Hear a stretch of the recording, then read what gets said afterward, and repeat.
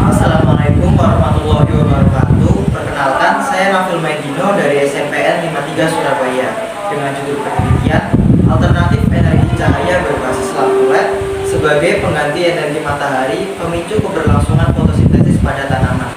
Latar belakang, cahaya matahari adalah salah satu faktor penting bagi pertumbuhan tanaman. Tanpa cahaya matahari, tanaman akan mengalami penurunan pertumbuhan dan perkembangan hingga dapat mati akibat ketidakmampuan mereka dalam memproduksi makanan melalui fotosintesis. Selain cahaya, lahan adalah salah satu faktor agar tanaman tetap tumbuh dan berkembang.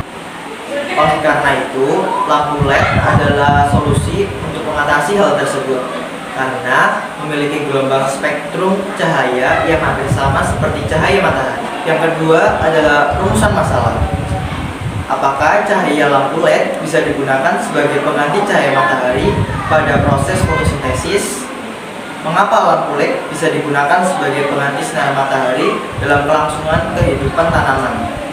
Berapa jam waktu pencahayaan lampu LED agar tanaman dapat berfotosintesis dengan baik?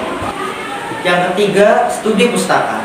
Sifat cahaya matahari yang mempengaruhi pertumbuhan tanaman yaitu intensitas cahaya, kualitas cahaya, dan lamanya penyinaran cahaya matahari ke tanaman. Sinar matahari mengandung spektrum cahaya yang lengkap termasuk semua warna pelangi.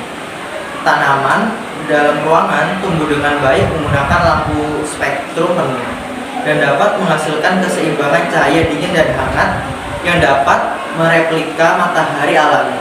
Cahaya ini bisa dihasilkan oleh lampu LED dengan sangat baik. Lampu LED adalah lampu hemat energi, ramah lingkungan, dan efektif secara khusus untuk memenuhi kebutuhan tanaman akan sinar matahari. Tanaman dibagi menjadi 3 jenis, yaitu tanaman dengan cahaya tinggi dengan intensitas cahaya 400-800 volt candle, tanaman cahaya sedang dengan intensitas cahaya 200-500 volt candle, tanaman cahaya rendah dengan intensitas cahaya 50-200 volt candle. Yang keempat, metodologi penelitian. Penelitian ini menggunakan metode observasi, yang dimana lampu LED sebagai variabel bebas, tumbuhan sebagai variabel terikat, dan air, pupuk, tanah sebagai variabel kontrol. Langkah pertama adalah dengan memberi air dan pupuk dengan komposisi yang sama pada tanaman.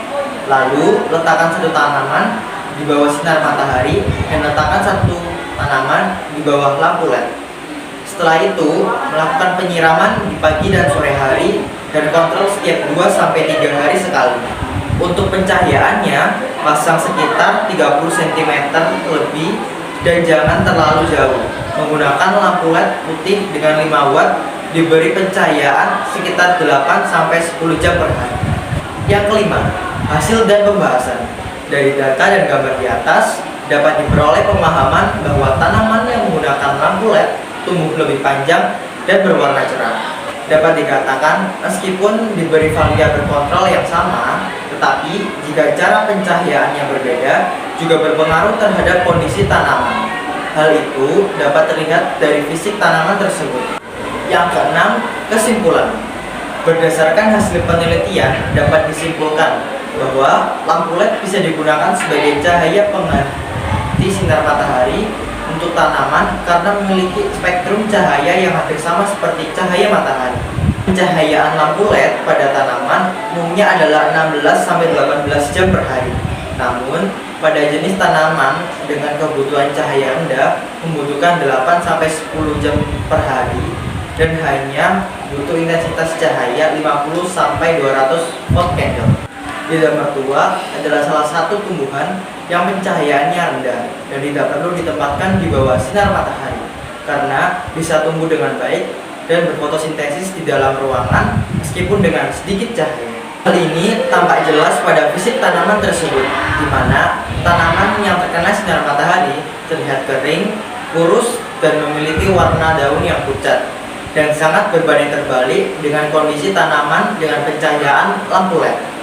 Demikian presentasi singkat mengenai hasil penelitian saya. Semoga bermanfaat dan terima kasih.